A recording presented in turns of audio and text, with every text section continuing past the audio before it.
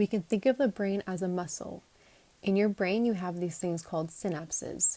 These synapses are what are used to transmit information. Anytime you talk, read, speak, etc., your synapses are firing in your brain to make those actions happen. The more the synapses fire, the stronger the connection will be and the easier it will be to retrieve information. When you learn something, the same thing happens. The synapses fire in your brain in order to process the information you are learning.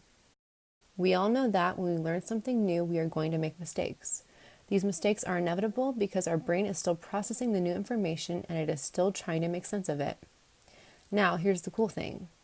Even when you make a mistake when learning new material, the synapses are firing in your brain. The mistake is not wasted brain power. Instead, mistakes actually help you understand new material better. Learning what is not correct when working with new material can be just as valuable as learning what is correct.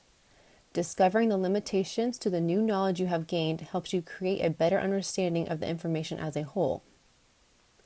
Now let's hear from a student.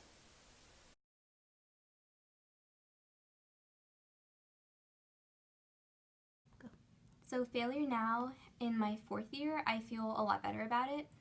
During my first year, I just didn't know how to process failure because I had never encountered it before in high school.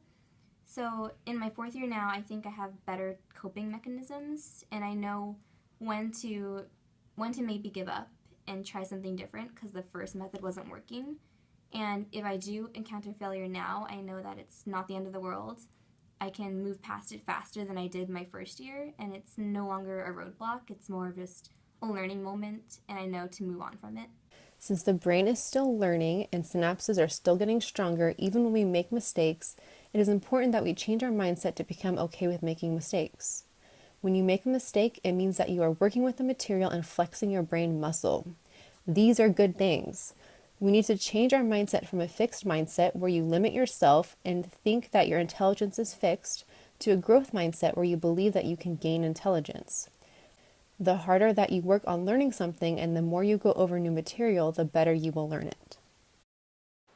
Transitioning into college from high school could be a bit stressful. As a first-year student, you might feel isolated, inadequate, lost, or disconnected from a campus community. However, that does not mean that you do not belong at the university. Many students experience similar feelings during their first year at the university and feel the urge to find a sense of community on campus.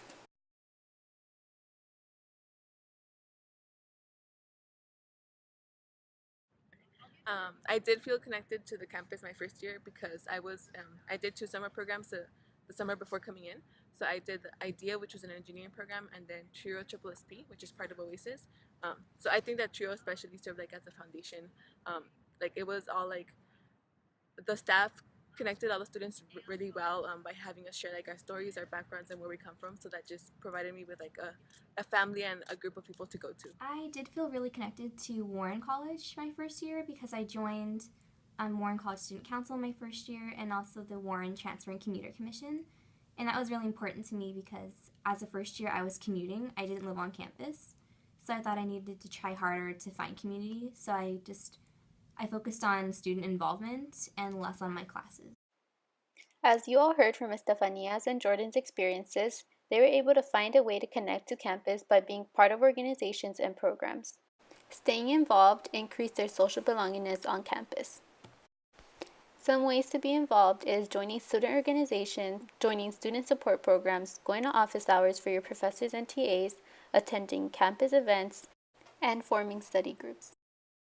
Through their initiative of being involved, they reflected on what would have been if they would have never taken that step in finding things that interested them. They both described it as a feeling of isolation and feeling like an outsider.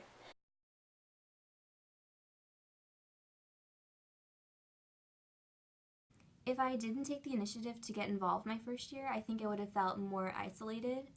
And I think that would have just increased the cycle of failure feeling that I felt my first year. So if I didn't get involved, I would just be more isolated, more sad all the time. Things would seem a lot worse because I didn't have a support system to rely on. I think I would have felt more like an outsider and like unprepared kind of. So like a lot of the programs that I'm in, like I met people who I studied with or they offered support services like for like camp workshops or things like that. So I think that in terms of my academics that I wouldn't have done as well, and also in terms of my social life I would have been like more shy and hidden. Making connections with other people and finding community is essential. Do not feel hindered by your initial feelings of isolation during your first year.